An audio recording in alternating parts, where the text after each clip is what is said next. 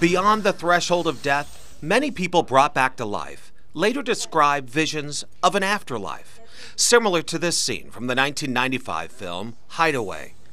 It shows a soul's journey to another realm of existence. You could legitimately call me one of the world's leading skeptics of near-death experience when I started my research. But 25 years and 3,000 case histories later, radiation oncologist Dr. Jeffrey Long of HOUMA, Louisiana, has come to one startling conclusion. Near-death experience is, in a word, real. Dr. Long wrote the New York Times bestseller, Evidence of the Afterlife, The Science of Near-Death Experiences, and has made several national TV appearances, including The Today Show. Do you believe in life after death? One man says he has scientific proof it is true. What is the proof?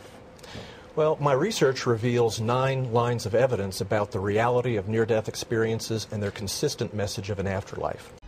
Be fit. Do it. Near-death skeptics argue the phenomenon is nothing more than the final gasps of a dying brain that hallucinates or creates a dreamlike state.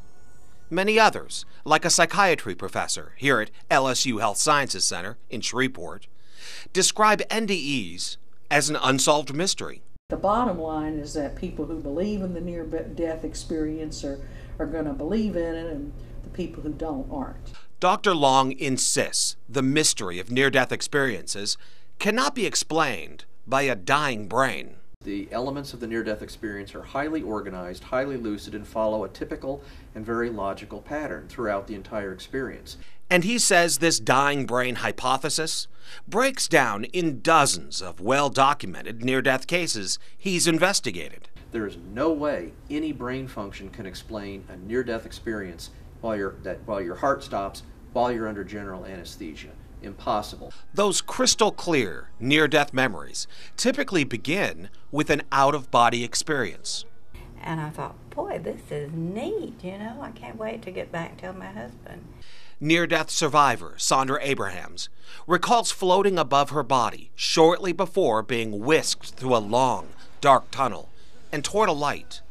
40 years after her experience, Abrahams speaks to others nearing death and offers advice to those afraid of what's next. And I tell them, you've got to go to the light. That's the first thing. Don't just stay in there in darkness. Go toward the light, because the light is Christ. While Dr. Long never researched Abraham's near-death experience, perhaps the most compelling cases that prove an afterlife, to him, involve blind people. Because people born totally blind, to whom vision is unknown and unknowable throughout their entire life, have described highly visual and typical near-death experiences.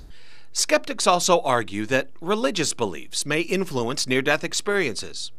So Dr. Long found a subgroup of cases with little, if any, exposure to religion: very young children.